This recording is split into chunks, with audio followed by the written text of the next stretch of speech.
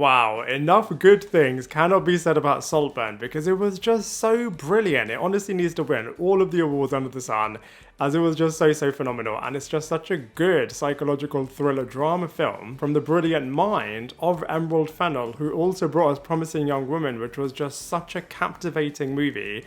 And I've also got the lead character from there, Harry Mulligan, in this movie, but it was just such a crime that that character didn't have more to do, even though they did kill off that character, which of course was a bit of a foreboding and foreshadowing for all of the darkness that was then going to transpire for the rest of this film. And I always love those movies, a little bit like Parasite, which start off as one thing and then by the end of it are something completely different. So for example, the start of this movie, all of the sequences in Oxford involving Oliver Quick and of course Felix were very different, very Made in Chelsea inspired in terms of what are these young characters getting up to, all of the craziness, all of the booze, all of the sleeping around, all of the shenanigans, and then it took a little bit of a dark turn with Oliver Quick's father supposedly dying, and then of course being invited by Felix into his world, all of the rich mansions, every single aspect of this rich elite guy was experienced by Oliver Quick. And like I said, when the movie just completely became about his obsession and his takeover, it was just so unexpected and just so shocking. As like I said, you can really see his dark side of wanting to take over somebody's life.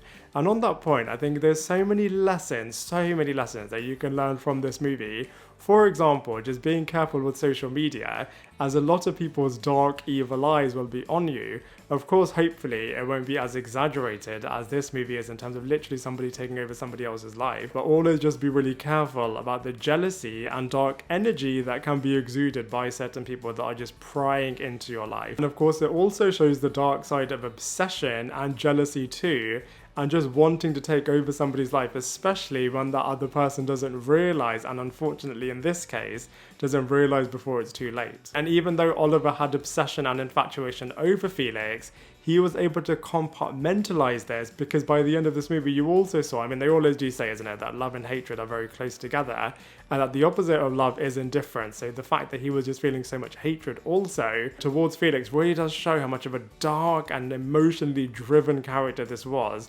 And by the end of this movie, you do also get to see via the flashbacks that he meticulously planned every single thing in such a cold and heartless way to firstly get befriended by Felix and be entering into his life, and then beginning to take over his life, and then of course ultimately killing everybody in his family. But of course Felix wasn't the only Catton family member that Oliver was having his eye on, as before it was too late, Oliver was also getting really into the weeds with all of them pretty much. And I think is really interesting, another lesson that you can learn is that abusers do isolate all of their particular victims and learn all of their weaknesses and vulnerabilities, which you could totally see in terms of quite literally how he was overpowering Farley and Venita, and was just getting so ingrained into their life and was just able to basically control their life, making them a little bit like puppets and just getting them to do whatever they wanted. And whenever they pushed it too far and were pretty much threatening Oliver's plans, he would just get rid of them, which like I said, he quite literally did do with Farley. And on that point, it was just so chilling in terms of the fact that he knew all of the weaknesses and all of the vulnerabilities with this character, and actually how delicate his relationship was with the Wyden Catton family.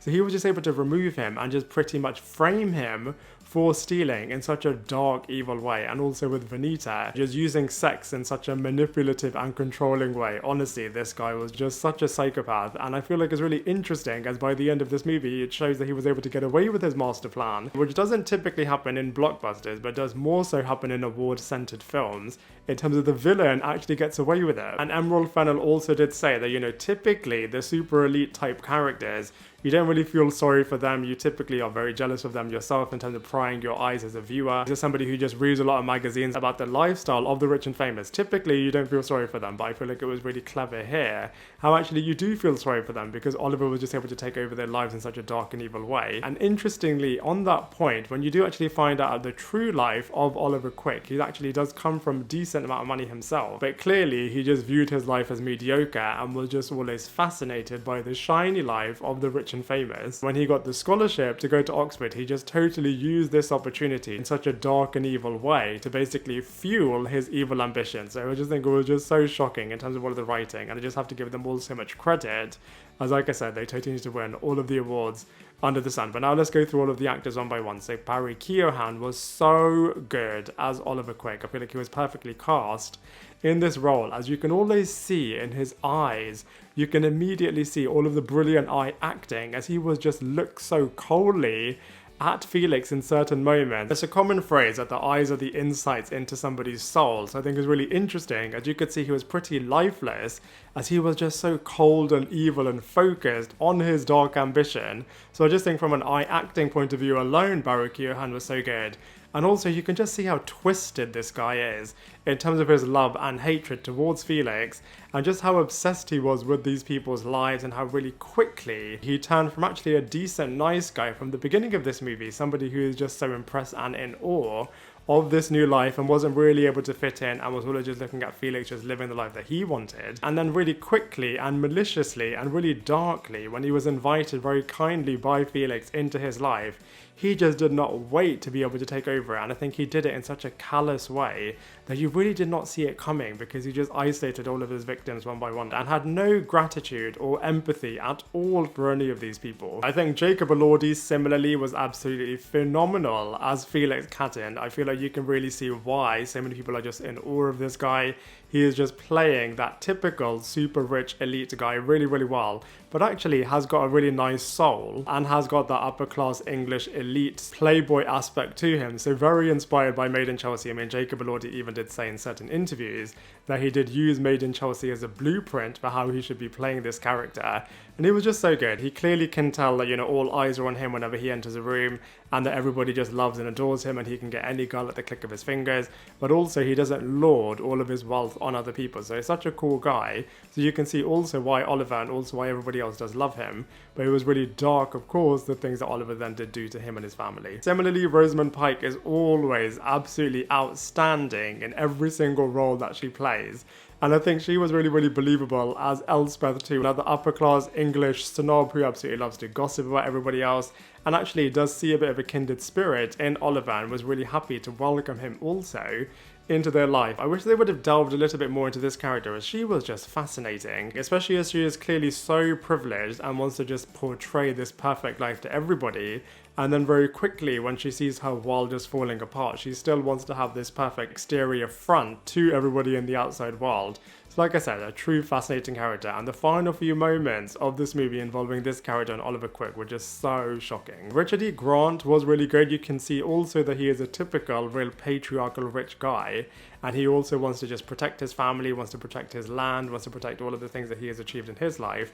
But he didn't really do that much from a storyline perspective. I mean, his character, you can definitely see that it is fleshed out, and all of his interactions, for example, with Farley, with Jacob Elordi's Felix character, with Oliver as well, when he wants to remove him right towards the end of this movie, all of that stuff was good, but I feel like he just could have been developed a little bit more. Vanita was really interesting as a character, as in the beginning you can tell that she's a little bit confused in terms of she's got all of these privileges, all of these opportunities, all of these things that she can just also get at the click of her finger, but she is still a little bit in conflict with this in terms of what does this mean when she applies herself into the real world.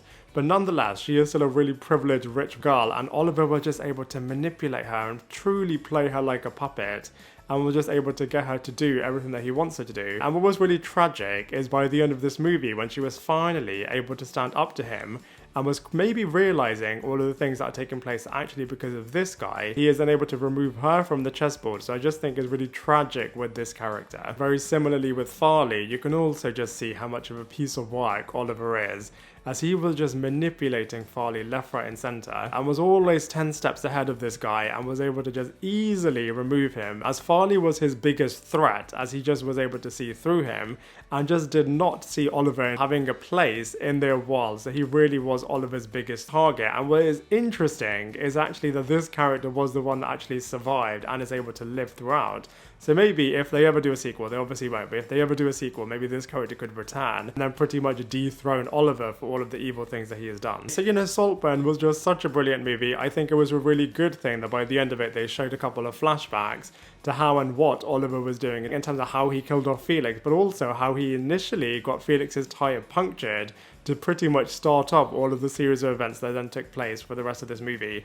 And it was just so good, and I think it was really dark, like I said, to actually show that the villain got away with it by the end. Another dark thing with evil characters is that they like to have a possession of all of their victims. So the fact that he took the tradition of writing somebody's name of somebody who passed away and throwing it into the water, actually he retrieved this and placed it on top of the toy, which was an embodiment and a representation of those characters, was just so unbelievable. And on that point, you can see some of the foreshadowing of certain events. For example, when he was playing with the other device that showed the maze that was also outside, and also when he was observing the plates which he used to frame Farley. So I feel like all of those little nods to what's going to happen in the future are really, really good, and just make Saltburn just such a brilliant movie, and really does have that rewatchability in terms of just seeing everything piecing together when you watch it for the second time. And so for all of those reasons, I have to give Saltburn a mega 7.5 out of 10.